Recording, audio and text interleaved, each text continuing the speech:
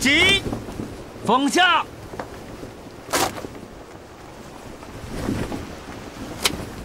西风。京堂大人可否开船？开船吧。起帆。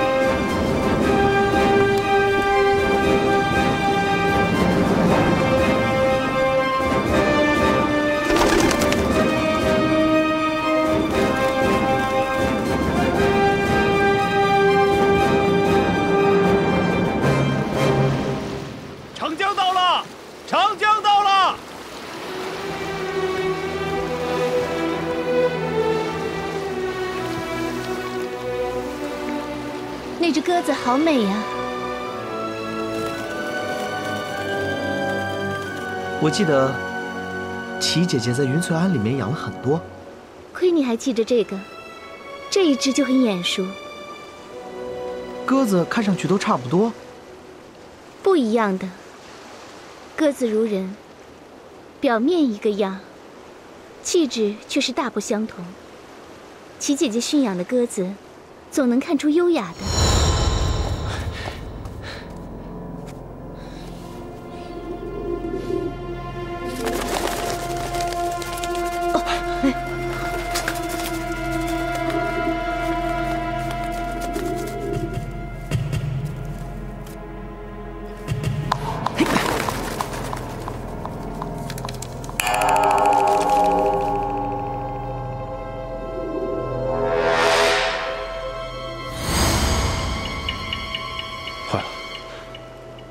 我竟然忘了，我这就回来。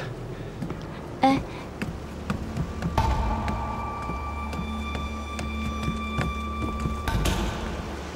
贝勒爷怎么走了？我也不知道。我觉得，我也不懂他了。他总是魂不守舍的。我倒没看出来，怕是你多疑了吧？你的心思又不在贝勒爷身上，自然是看不出了。 枕霞妹妹，咱们那边说话去。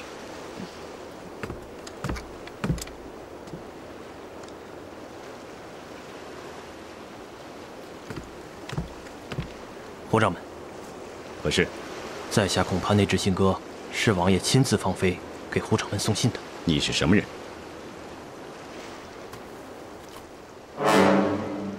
西子派。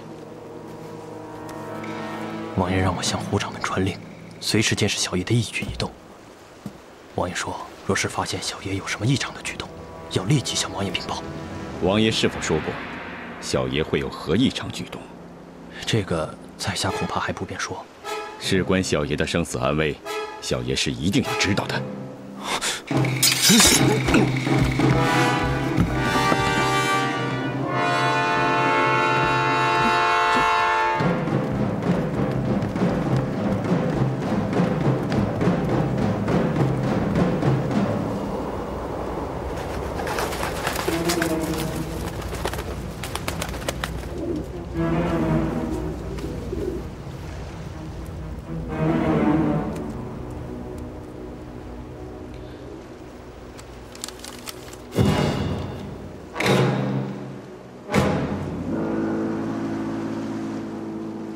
放开他！你是王爷派来监视我的，不错。那王爷一定还跟你说了什么？是小的猜出来的。说吧。王爷让小的监视小爷，要小的十分留意寻找另外一位小爷。小的听了王爷的话，不太明白。可王爷不容小的多问，只是说那另外一位小爷，应该跟琛贝勒长得差不多。那么，你猜到了什么？小的小的猜想到，陈贝勒爷不是王爷亲生的小爷。哎，霞妹妹，芷霞妹妹，霞儿，霞妹妹，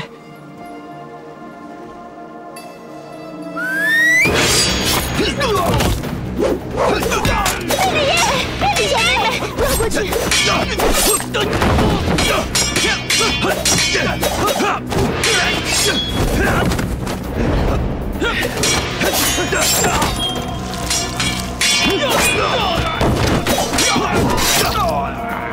放心，没事的。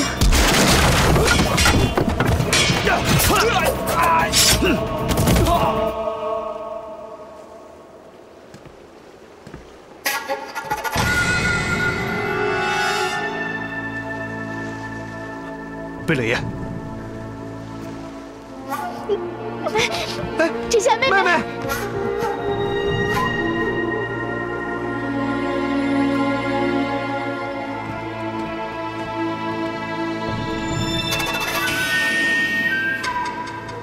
胡一刀，他们说的这些，你也同样都知道。是。王爷同样敕命，监视贝勒爷，寻找另外一位小爷。可你违抗了王爷的敕命，卑职愿为贝勒爷效命。卑职？是。我明白了，你先下去吧。遵命。来人，坐下！来，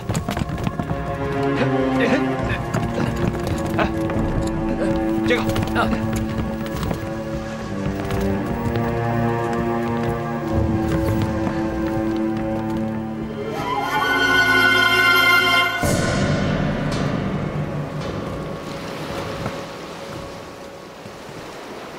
贝勒爷，我还是不明白。宝琴，先别问这个。贝勒爷，你手上拿的可是齐姐姐送来的消息？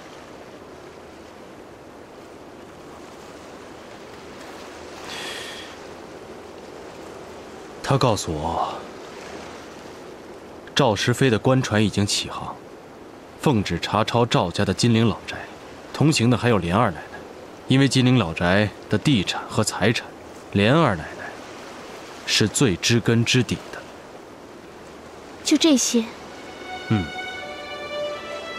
贝勒爷，你上次说，齐姐姐与我老师同船而行，是为了宝琴。她是这么说的。可我总觉得没这么简单。林姑娘以为，启玉还能为了什么？我不知道。请贝勒爷容我直言，贝勒爷不该应允齐玉姐姐这么做。我说的话，启玉她会听吗？可这终究是把齐姐姐置身于险地。无论如何，贝勒爷对齐姐姐还是过于忍心了。心字头上一把刀，我的心早就给他刺死了。贝勒爷何出此言？你们什么都不知道。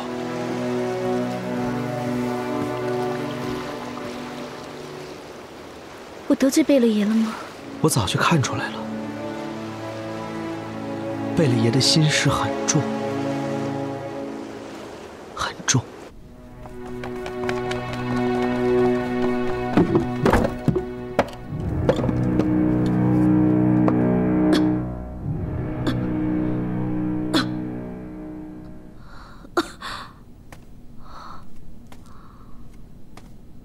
给贤德妃请安。扶我。你这是做什么？唉，这是冤狱，奴才我全知道。可是奴才真是没办法关照主子更多呀。也就是在皇上不在的时候，给主子弄点吃的。主子。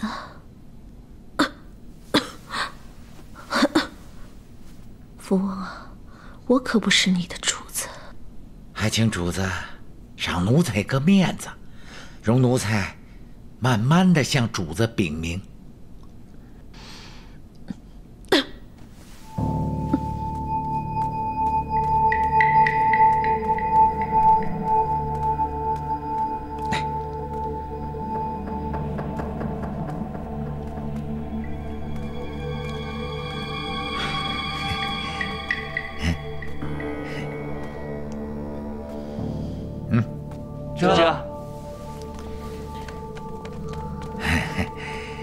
谢谢娘娘赏奴才个面儿。福翁啊，你可把我给弄糊涂了。哎，主子您啊，曾是李亲王爷的王妃，这个奴才是知道的。为何提这个？奴才请主子猜猜，奴才又是何人呢？你是何人？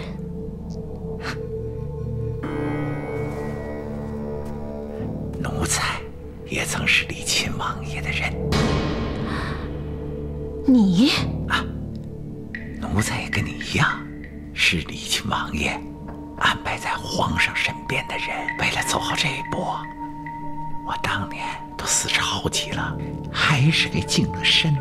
那你这是做什么？奉王爷敕命，向贵妃娘娘请教一个事情。何事？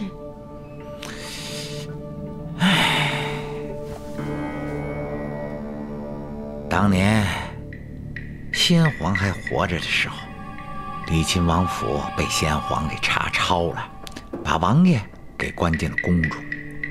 就在那一年，王爷的嫡子永琛不见了。后来听说抄家的时候，小爷与家人离散，四处流浪。后来听说啊，去了南方，竟然活了下来。多年以后，王爷复了王位，小爷也从少年长成了青年，这才回到了李亲王爷的身边。这件事情，人人都知道啊。恐怕贤德妃不知道的是，王爷近来发现，这位回到王爷身边的小爷，他是假的。这怎么可能？啊，王爷是这么想的。既然那假小爷他来自南方，那王爷的真正的小爷就在当年李亲王府被查抄之时，当今的皇上啊，也就是当年的宝亲王爷，很有可能他就把李亲王的小爷监禁在了宫中。这没道理啊！皇上为何要这么做？就是为了把这个假小爷冒名顶替成真的，安插在王爷的身边呢。不，这不会是真的。所以王爷一定要奴才我来问问贤德妃，或许这些话是皇上在枕边说的，奴才想请贤德妃好好的想一想，或许皇上果真说过什么。没有，皇上从未在臣妾的面前提过什么真假贝勒的事情。果真没有？我还要请你听好了，你是李亲王爷派到皇上身边的细作，可是我不是。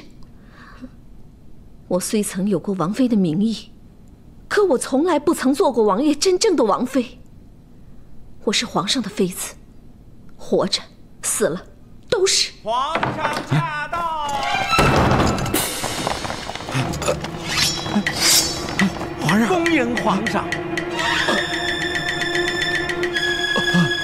皇上，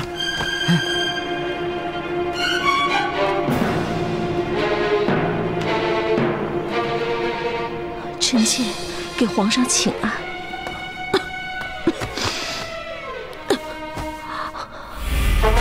真让你受苦了。拿下！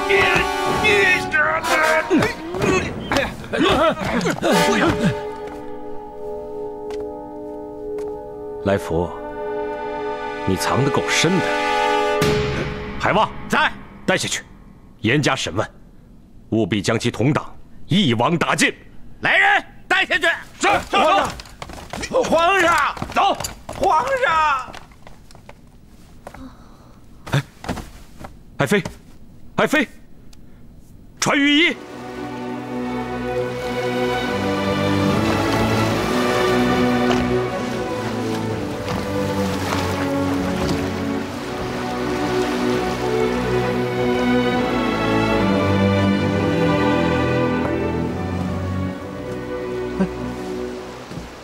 贝勒爷，亲哥哥啊，我累了。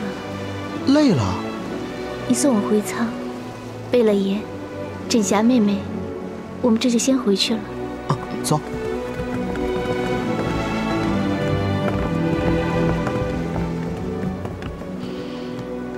你骗我！我知道我是不该骗你，可是我实在是没办法。你说你从小就没了父母，我是说了谎。你还说先皇查抄王府的时候，你逃到了南边。除了陈若兰的名字是真的，其他的都是谎言。那你和齐姐姐相识在患难中也是假的了？我和她早就青梅竹马。可你们为什么分开？是因为你阿妈找到了你。我是奉旨认父。奉旨认父？说来话长，你真想知道？我当然想知道。还有爱哥哥、林姐姐，也没有必要再瞒着他们吧。原是一段惊天往事，像一座大山压在我的胸口，压得我好累。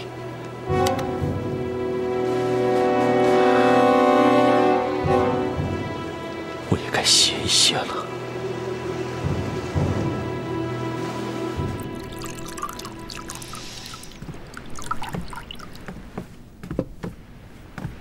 贝勒爷，枕霞妹妹，快坐下吧，茶已经沏好了。来，坐。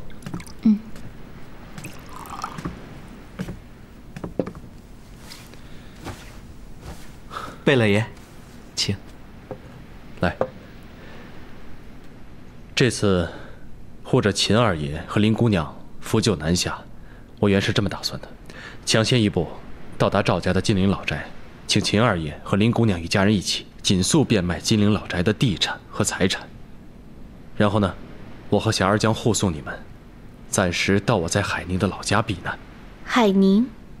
我原本就是海宁人，是汉人，从来就不是什么李亲王府的贝勒爷。那个是后来我奉旨伪装的身份。奉旨伪装？家父名叫陈世官，出身盐商，在圣祖康熙年间入朝为官，于是就有了个雅号，叫陈阁老。据家父后来跟我说，我出生在康熙50年8月15，取名陈若兰。就在同一天，雍亲王府里同样有个婴儿出生，他就是当今的皇上，明惠弘历。可就在这2个婴儿出生后没几天，家父忽然接到雍亲王的请帖。慢点啊。好，请。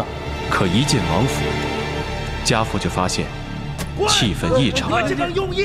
原来王府新生儿弘历忽然得了重病，王府郎中束手无策，无能的东西！王府里一派混乱，都说那孩子再也不能活过来。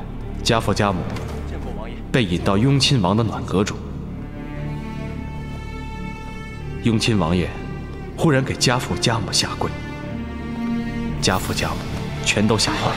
后来家父曾把当时雍亲王爷说的大意告诉了我。雍亲王爷胤禛当年是中年，虽说先后有过洪辉、洪盼、洪云，但不幸的是，3个孩子却死了2个。而在康熙爷看来，若有入储之望，至少要子孙兴旺，方有望入选。他的希望本来全都寄托在这个新生子弘历的身上，谁知刚刚出生，竟然也要夭折了。那雍亲王爷为何要对令尊说这些呢？他希望我双挑。双挑？既是我父母的儿子，同时又是雍亲王爷的儿子，这就是双挑。他甚至希望由我来冒充他那即将夭折的儿子弘历。令尊大人他同意了。雍亲王爷很伤心，家父家母也都是心软之人，而且家父要求看一眼雍亲王爷那即将夭折的儿子。王爷，下去吧。母亲当时抱着我，随着雍亲王爷和家父来到新生儿弘历的身边。后来家母曾对我说，当时我忽然张开了小手，朝弘历拼命挥舞，家母便由着我，让我去抓弘历的小手。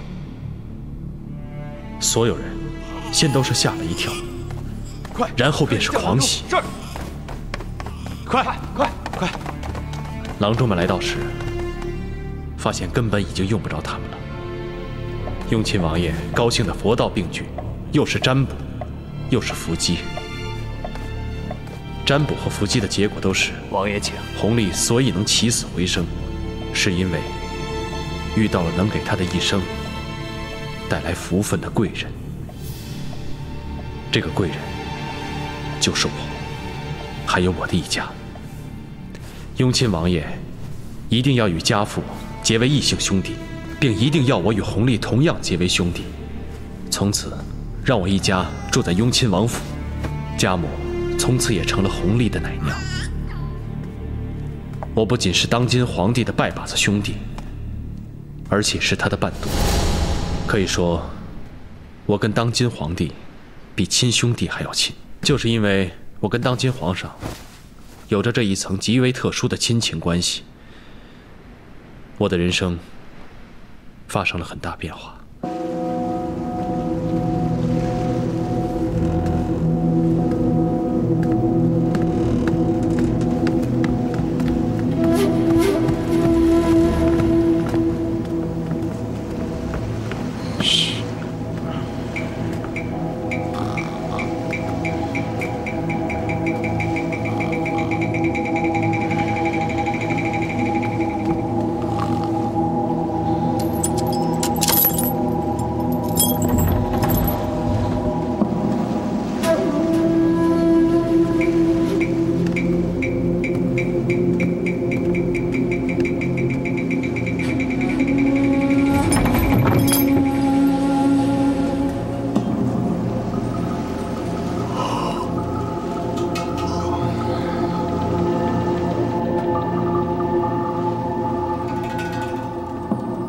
主持，下来吧。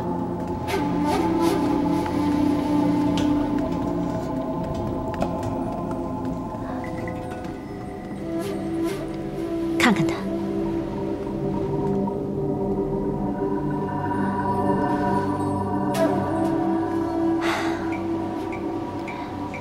走吧。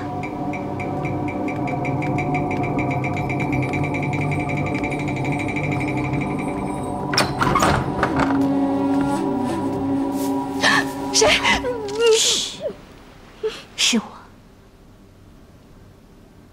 祁煜，我是来救你出去的。快，跟他换装。是，这样不好吧？放心，只要能瞒得上了岸，就没人能拦住他。快点。是。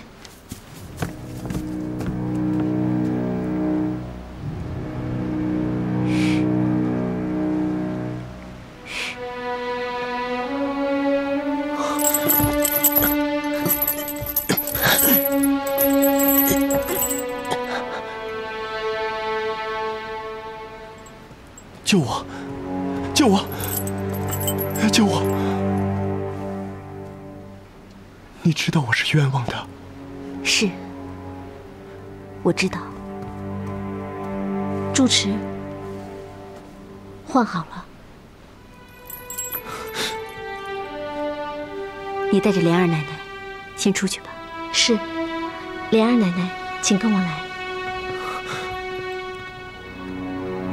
凤姐姐，你们先上去，我随后就到。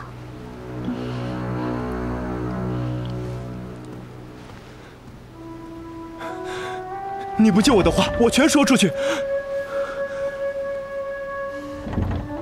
我会回来救你。我如何能信你？你知道什么叫成瓷吧？知道。明朝承德年间，宫廷的瓷器。赵氏妃最爱成瓷，她已经从我手中购买了几只，我家里还有一些。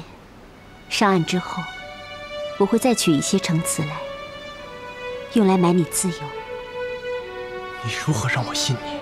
或者信我，或者出卖我，你只能选一样。明早我就会知晓，我不会不管你的死活。主持，你还是快走吧，这里太危险了。上岸之前，尽量背对着赵氏妃，她不会看出来。我上岸之后，你赶紧逃，按咱们2个约定好的，我等你。是，主持。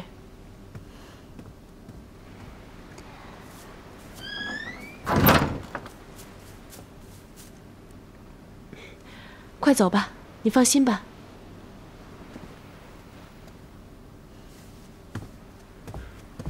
师傅，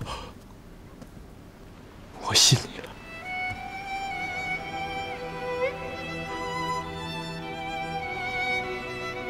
就算不为别的，就因为你与宝琴长了一张一模一样的面孔，我都会救你出去的。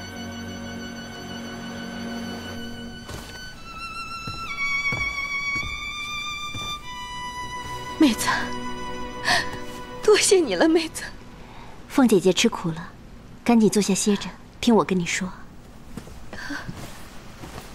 我先捡最要紧的说，凤姐姐的千金乔姐，先是被令兄卖到八大胡同，后被吴姥姥用500两银子赎身，如今就住在吴姥姥家里。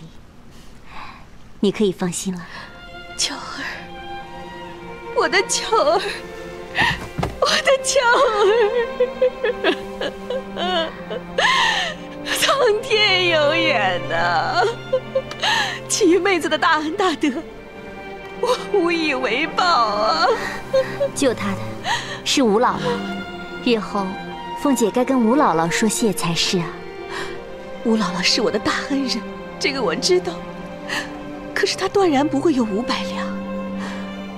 大难临头之时，也只有启玉妹子肯这么做。可惜时儿姐往生了，是她救得乔儿。是，我知道。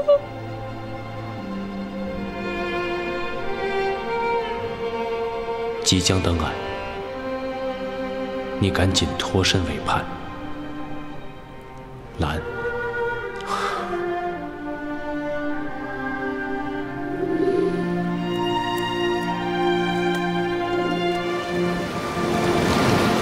瓜州到了，瓜州到了。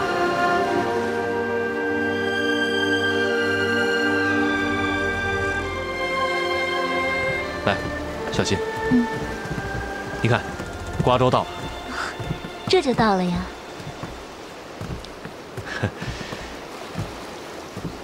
商船靠向瓜州码头。护掌门，准备车架，转行旱路。遵命。走。宝琴，跟我来。去哪儿啊？走。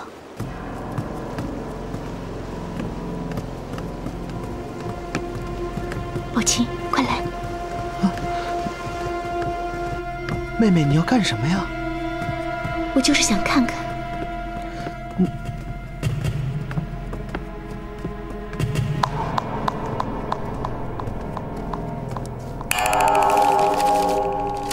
你要看什么呀？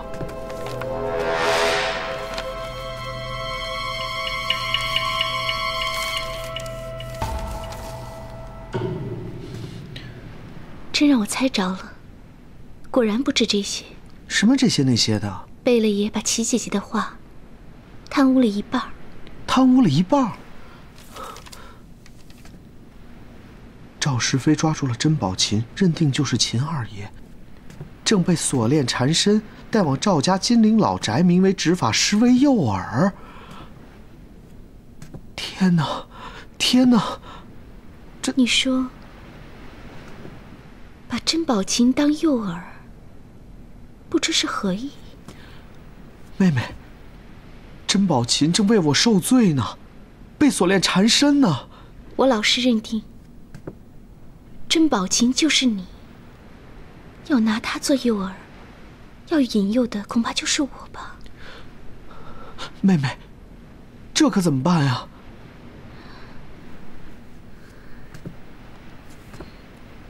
行了，我老师这是瞎子点灯白费了。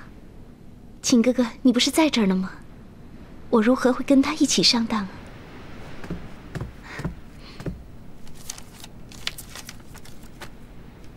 走，先回去休息吧。妹妹，当心。来。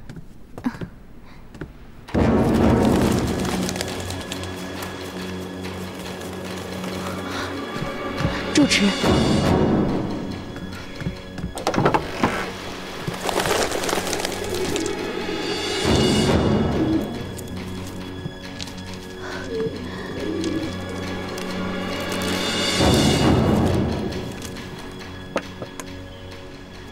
宝琴，他们已经顺利上岸了。不过，赵石飞的船更快，他们还是未能脱离险境。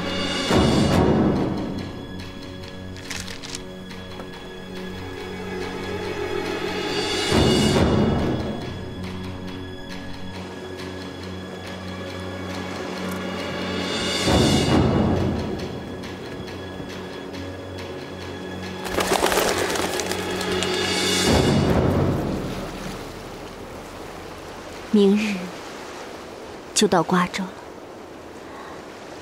我的事情做完了，我也就安心了。齐玉妹子冒险跟着这条船，就是为了救我。凤姐姐，请允我直言，我做的一切都是为了宝琴。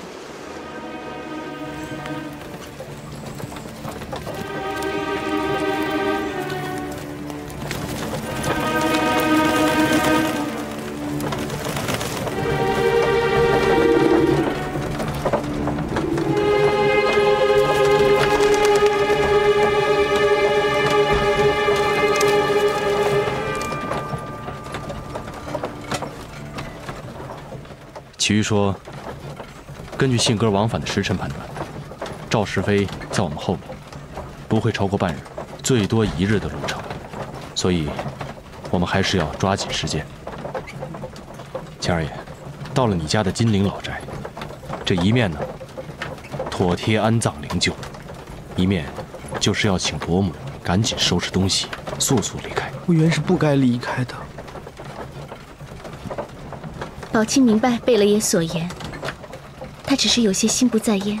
如今最急迫的事情就是避难，林姑娘，还是提醒着秦二爷些，别的事情最好先放下，先紧着要紧的事情办。其实，在宝琴心里边，什么事情是最重要的？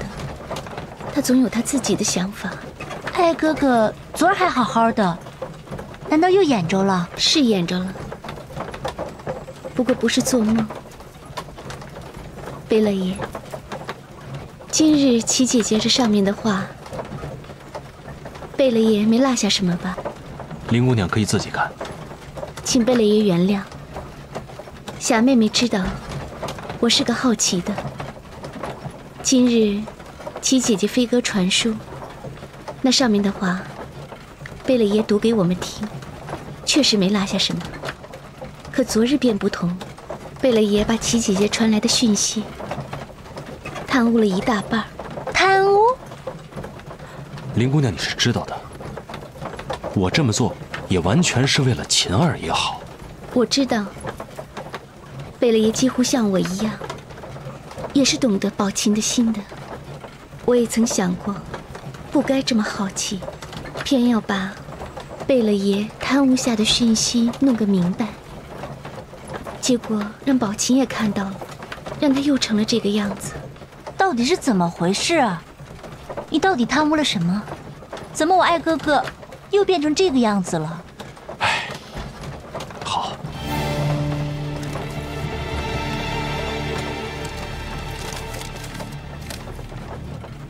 赵石飞抓住了甄宝琴，认定他就是秦二爷，正锁链缠身带往赵家金陵老宅，名为执法，实为诱饵。对，就是这个。赵石飞真傻，他认不出真的我还是假的我，他把假的我当成了真的我，把真的我当成了假的我。爱哥哥，我总算明白了你的心事了。不过，这并不能怪你，你不必把这个放在心上啊。霞妹妹，锁链缠身的滋味我受过，很不好受。现在假的我替我遭受此罪，而我倒在这里跟我的好妹妹在一起，这不公平，不公平。是，不公平。不过你放心，我家贝勒爷一定会想办法把他救出来，是吧？爱哥哥，咱们现在最要紧的事儿是把咱自个儿家的事儿料理好，然后再去救那个甄宝琴，你说好吗？林姐姐，这都怪你。妹妹，还来得及吗？来得及，你放心，一切都还来得及。我用不着你说我知道这事儿怪我，可你也往深处想想，若是真把这事儿瞒住了咱们的秦哥哥，那甄宝琴日后果然有个三长两短的，那咱们的秦哥哥又会如何？那就永远瞒着爱哥哥，总比他这个样子好吧？你少说这种气话，我也是经历了几回，这才明白，他这样子不是痴傻，只是魂不守舍。他这时好像正跟咱们在一起，可是他的魂儿却到了他正关切着的世界，他是在想象着。大人，别打了！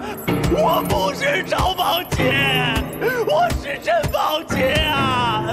大人，你们抓错人啊！宝琴，宝琴，妹妹，疼，很疼的。我知道，我知道。林姐姐，你就这么由着爱哥哥，这么疯呆吗？你若是对他好，就该唤醒他。原来霞妹妹是不懂亲哥哥的，在亲哥哥看来，只有他是醒着的，咱们倒是睡着的。你这是什么话呀？难不成林姐姐你也昏了头啊？亲哥哥，你听到了吗？就是咱们的霞妹妹都不懂你，也不懂我，所以有些话咱们还是要说得更明白一些才是。妹妹说的是，以后凡是我说不明白的，妹妹就帮我说给他们听。你能定准我说的就准定是你要说的话吗？定得准，定得准。疯了疯了，我看你们两个是都疯了。小二，禀小爷，赵府金陵老宅就要到了。知道了。